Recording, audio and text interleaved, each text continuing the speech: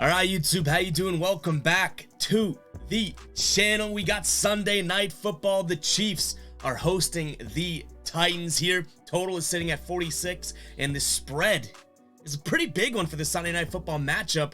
The Chiefs are 12.5-point favorites. Now, both of these teams are 5-2 as of right now. Tennessee is 5-2 against the spread, and Kansas City is 3-4 against the spread. One thing to note before we jump into any picks or anything like that is Ryan Tannehill, quarterback of the Titans, is questionable here, and looks like he's going to be a game time decision, at least at the time of recording. But we still got 3 plays for this game and a lean that I want to jump into in today's video. But before we get into any of that, guys, I want to talk to you about Sportsline, guys. I know I've said it in multiple videos, but I stand true. Is that even a saying?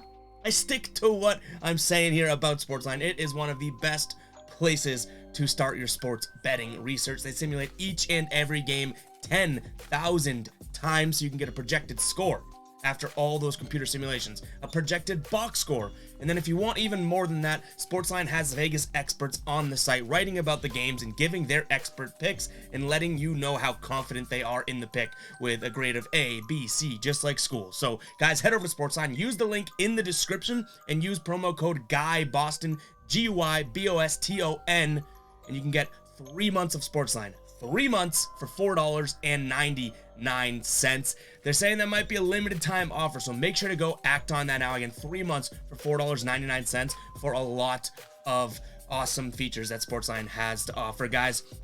Let's jump right into this here. I am very excited for this game. I think that this is going to be a fairly interesting game as we go and watch it and everything like that. So I'm very excited for this. Last time we had the Tennessee Titans, I think that was the last time they were in the primetime game, the Buffalo Bills absolutely embarrassed them, right? Like, that was just a tough game.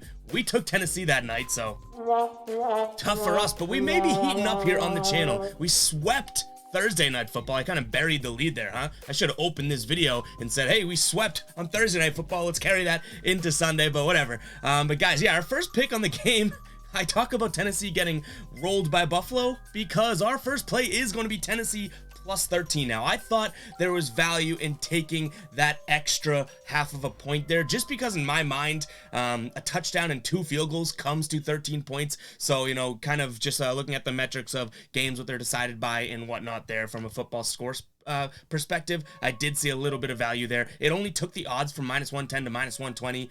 So I thought that that was fair. And because of that, you know, we only are looking at this because it's a big number. Like, I do think Tennessee has what it takes to keep up with Kansas City, but I don't think Tennessee wins this game. Now, that would contradict what has happened recently between these two teams. Tennessee has won 4 straight games. They're 7-3 against the spread in their last 10 against Kansas City. And when they're on the road here, not against Kansas City, but they're playing really well on the road, 3-1 straight up. So technically all the numbers would say that Tennessee can win this game.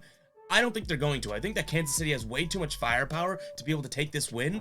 But I think a primetime game here with a team like Kansas City, but also a team like the Titans who can kind of grind it out and potentially slow down pace. I do think 13 points is a lot to give the Titans. So because of their recent success, because of how well they're playing on the road here, and because of how they can dominate the ground in just about any game that they play, both defensively and offensively, I do think that 13 points is a hell of a lot to give them. Now, this line could be because, you know, Malik Willis could be playing type of thing against Patrick Mahomes. I think his name's that, right? Backup quarterback of the Titans. But either way, I do think that that is a lot of points to give Tennessee here. So we're going Titans plus 13. Our next pick here is going to be Clyde Edwards-Helaire, the running back of the Kansas City Chiefs. Under rushing yards. I don't have a final line on this. I've seen a couple books. I don't even have access to those books, so I don't have a final line as to what I'm rolling with. Keep an eye on the pinned comment. That is where I will I'll say what the final line is that I'm actually going to be going with. But I'm going to be looking at his, unless these numbers are way different and it's like a 25.5 line, then we'll be off of it. But if it's anywhere around these numbers, I'm going to be looking at his under in rushing yards here. Tennessee is the 4th best team when it comes to shutting down running back yardage. They've stopped Dameon Pierce, who's a good running back, and Jonathan Taylor in the last 2 weeks. I know Jonathan Taylor's kind of banged up and he hasn't been that great. Same thing with the Colts, but Either way, they have looked good on the ground, and they're the #1 defensive team when it comes to rushing from a DVOA perspective. So I do expect this Tennessee team to be able to kind of contain the running back here. And honestly, Clyde Edwards-Helaire has kind of slowly but surely been getting less and less snaps. So that even in and of itself is something to note here. Let me pull up his snap count here in the last couple weeks. So he went from, in terms of offensive snaps, he went from 56%, next week 43%, next week 42%. So he is definitely starting to not get phased out of the offense. He's still definitely playing enough, I guess. But in terms of going towards his overs, I'm not even looking at his overs now, because those attempts and those percentage snaps are definitely going down. He's only had 9 rushing attempts in either of the last 2 games. So I like his under here. And again, we're trying to see what number it comes in at. The lowest I would play it at is 40.5. But I feel like it's probably going to be right around the 45.5 line, if I had to guess, just based on some of the books that I've seen. But if it's 40.5, so be it. We'll probably still end up rolling with it.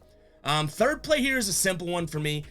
This isn't going to be a plus money. Usually when we're looking at touchdown scores, I'm looking for some value and plus money odds like we got with Miles Sanders on Thursday Night Football. But I do like Derrick Henry anytime touchdown here. I think that this is, I don't even know if I have to explain this one, right? This is a beast of a running back. He scored 5 touchdowns in his last 4 games. 2 last game here. He had an unbelievable game there. So you're getting like you're getting like minus 120 odds for a guy that they're gonna give, if they get near the goal line, they're gonna give 3 chances in a row. So I'm going for anytime touchdown Derrick Henry here. And then our last pick is going to be a lean. It's gonna be Marquez Valdes-Scantling. We're loving the hyphenated names, Edwards-Helaire and Valdes-Scantling on the Kansas City side of things. But we're gonna go with his over in receptions.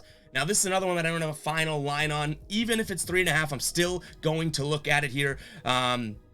Tennessee is the 9th worst team in terms of completion percentage. I think Valdes-Scantling is slowly but surely getting more and more comfortable in that offense, and Patrick Mahomes is getting more and more comfortable with him, so he's getting more involved. He's getting more targets. I don't think at this primetime night when all the attention is going to be on Kelsey, I don't think that they really look at Valdes-Scantling as a true threat, where they even might try to contain Juju Smith, cut off the top when it comes to Mecole Hardman, all that type of stuff. I think that Valdes-Scantling will be the odd guy out that definitely has enough skill to reel in the over in receptions here. So even if that line is 3.5, I'm probably still going to pull the trigger, but make sure to keep an eye on the pinned comment to see if this lean becomes a final play. But either way, guys, we ran through that pretty quick video. Hopefully we keep cash. We're getting hot in the NFL after about a week of, you know, a tough, I think, what was it, last Monday Night Football was tough. So we're undefeated so far this week with Thursday Night Football. Hopefully we carry that momentum into Sunday Night Football. And guys, make sure to check out the Monday Night Football video as well that we will have up shortly. So yeah, that's all I got for you guys. Have a good one. Let's cash. Peace out.